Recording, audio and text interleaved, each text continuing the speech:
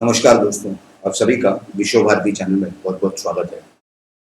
आज हम आपको बहुत ही बड़ी जानकारी देने जा रहे हैं कि जो भारतीय जनता पार्टी के महाराष्ट्र के वरिष्ठ नेता किरीट सोमैया, ये कोल्हापुर पहुंच चुके हैं, सुबह से वहां पर हैं। लेकिन ये जानकारी देने के पहले आपको एक बहुत बड़ी ब्रेकिंग न्यूज़ दे दें कि पंजाब प्रदेश कांग्रेस के अध्यक्ष, विद्यमान अध्यक्ष नवजोत सिंह सिद्धू, इन्होंने अपने पद का इस्तीफा, राजीनामा, त्यागपत्र कांग्रेस अध्यक्ष सोनिया गांधी को भेज दिया है। ये पिछले कुछ 2-3 महीनों के अंदर ही, या मेरे ख्याल से जून के आसपास, ये वहाँ के प्रदेश अध्यक्ष बने थे, पंजाब प्रदेश कांग्रेस पार्टी के। और इनका कहना है कि हम, यानी वो कांग्रेस का काम करते रहेंगे। उन्होंने प्रदेश अध्यक्ष बनने के बाद वहाँ काफ़ी कुछ माहौल गर्म करके मुख्यमंत्री को हटा दिया, बदल दिया वहाँ के, और वो खुद मुख्यमंत्री नहीं बन पाए, जो उनकी बहुत ही इच्छा थी। अब ये देखना ज़रूरी है आने वाले समय में ऊँट किस मोड़ बैठने वाला है, यानी वो क्या करने जा रहे हैं। हमारी भी नज़र उसके ऊपर बनी हुई है। हम आपको उस विषय में नई जानकारी जैसे ही प्राप्त होगी, आपके सामने ज़रूर वो जानकारी रखेंगे। खैर, किरीट सोमैया, जो भारतीय जनता पार्टी के महाराष्ट्र के वरिष्ठ नेता है, वो सुबह-सुबह कोल्हापुर पहुँच गए। वहाँ पर महालक्ष्मी माता के मंदिर में, जिसे सभी प्यार से अंबाबाई कहते हैं, उनके आशीर्वाद लिए और उसके बाद वो कागल तालुके में जाकर के मुरगुड पुलिस स्टेशन गए। वहां पर उन्होंने एक नहीं, दो नहीं, तीन कंप्लेंट, यानी 3 कंप्लेंट एप्लीकेशंस फाइल की। जो विद्यमान मंत्री हैं महाराष्ट्र के सरकार में, हसन मुशर्रफ, जो कि एनसीपी यानी राष्ट्रवादी पार्टी से है, राष्ट्रवादी कांग्रेस पार्टी, और उन्होंने उसके अंदर काफी सारे आरोप लगाए हैं, इल्जाम लगाए हैं। उसकी भी हम आपको पूरी जो जानकारी है इसी वीडियो में देने जा रहे हैं। उन्होंने सबसे पहले कहा पुलिस में ये सब कंप्लेंट देने के बाद कि वो नेशनल ह्यूमन राइट्स कमीशन को अप्रोच करेंगे। शरद पवार, जो एनसीपी के अध्यक्ष हैं राष्ट्रवादी कांग्रेस पार्टी के, और उद्धव ठाकरे, जो सम्माननीय मुख्यमंत्री हैं महाराष्ट्र के, और तीसरा महाराष्ट्र के गृह मंत्री दिलीप वळसे पाटिल, ये तीनों के खिलाफ की इनके साथ नाइंसाफी की गई। इन्हें पिछली बार जब कोल्हापुर आना था तो इनका वो मानव अधिकार का भंग किया गया, पुलिस को या पुलिस का दुरुपयोग किया गया, गलत वापर किया गया, माफिया की तरह वापर किया गया, इस तरह का उनका किरीट सोमैया का आरोप है। ये एक बात हुई। उन्होंने और काफी सारी जानकारी दी। उन्होंने जो जानकारी दी वो थोड़ा सा संक्षिप्त में हम आपको बता देंगे। उन्होंने कहा कि ये जो हसन मुशर्रफ हैं, इनके 3 बेनामी कंपनियां हैं, इनके और इनके परिवार के, और 2 शक्कर के कारखाने हैं, शुगर फैक्ट्रीज। और इसके सिवा इन्होंने और भी काफी सारी जानकारी दी कि उनका आरोप कुछ इस प्रकार का है, जो वो बताते हैं। उनका कहना है कि हसन मुशर्रफ ने जो अपनी मंत्री पद या ऑफिशियल पोजीशन, उसका दुरुपयोग किया। और इसके सिवा उन्होंने ये बताया कि इनके ऊपर जो उन्होंने आरोप लगाए हैं, उसमें कौन से कलमों के तहत आरोप उन्होंने लगाए हैं, इंडियन पिनल कोड यानी भारतीय दंड विनियम के कौन से कलम लगते हैं, वो उन्होंने बताया कि आईपीसी 120 ब यानी 120 बी, यानी क्रिमिनल कॉन्स्पिरेसी जिसे कहा जाता है, सेक्शन 420 यानी 400 बीसी यानी फ्रॉड, चीटिंग। इसके सिवा सेक्शन 464 यानी 464, 468, 468, 471, 471 और 34, इस तरह के कलम उन्होंने लगाकर एफआईआर रजिस्टर करने की कंप्लेंट उन्होंने दाखिल की है। उसके लिए उन्होंने एप्लीकेशन दी है। और उनका और भी ये कहना है कि इस विषय में जो भी उन्हें सबूत या डॉक्यूमेंट्री एविडेंस चाहिए पुलिस को, वो 2 दिन के अंदर वहां पर जमा करवा देंगे। और अगर 7 दिनों के अंदर पुलिस ने अगर एफआईआर रजिस्टर नहीं की तो वो न्यायालय में अपनी रिट पिटीशन या पिटीशन दाखिल करेंगे। अब देखिए, इन्होंने एक और बात बताई कि ये मिसयूज ऑफ ऑफिशियल पोजीशन, इसके सिवा इन्होंने एक और बड़ा आरोप लगाया। इन्होंने कहा कि एक और नया 1500 करोड़ का घोटाला हसन मुशर्रफ और उनके परिवार ने किया है। अब इस तरह की जानकारी जो वो दे रहे हैं, जरूर इस चीज की काफी सारे सबूत और उसके कागज पत्र यानी कि डॉक्यूमेंट्री एविडेंस उनके पास होगा, क्योंकि किरीट सोमैया के विषय में ये सभी लोग जानते हैं कि वो बिना इन्वेस्टिगेशन किए और बिना कोई भी एविडेंस यानी सबूत अपने हाथ में रखे बगैर वो किसी के ऊपर इल्जाम नहीं लगाते, आरोप नहीं लगाते, या उसके विषय में इस तरह का बयान नहीं देते। तो ये खासियत है किरीट सोमैया जी की। तो आने वाले समय में काफी कुछ गर्मा गर्मी होने जा रही है। अब ये देखना है कि आगे क्या क्या होने की संभावना है। इससे भी काफी बड़े और सीरियस प्रकार के आरोप किरीट सोमैया जी ने लगाए हैं।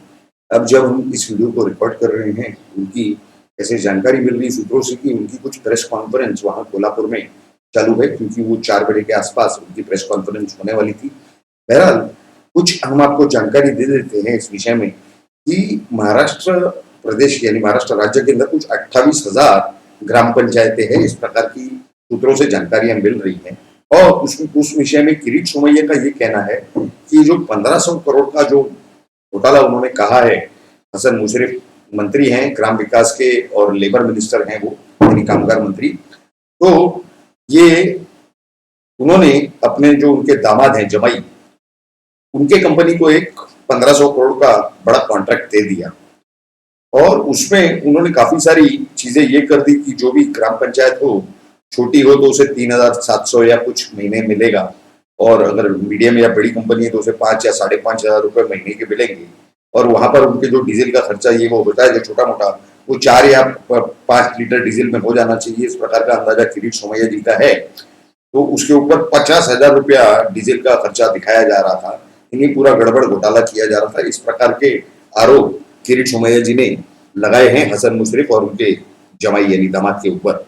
तो इस प्रकार का ये जो पूरा षड्यंत्र किया गया, उसमें किरीट सोमैया जी का ये भी कहना है कि केंद्र से प्रधानमंत्री नरेंद्र मोदी जी और ये अमित शाह जी जो गृह मंत्री है भारत के, वो वहां से फंड भेज रहे हैं, गांवों का डेवलपमेंट हो, ग्राम का विकास हो, रूरल यानी ग्रामीण क्षेत्र में, और यहाँ पर ये उसकी पूरी सफाई कर रहे हैं और पूरा पैसा चट कर जा रहे हैं, यानी ये पॉकेट मार का काम कर रही है महाराष्ट्र की सरकार। इस प्रकार का आरोप किरीट सोमैया जी ने लगाया है, हमारा कुछ कहना नहीं है ऐसा।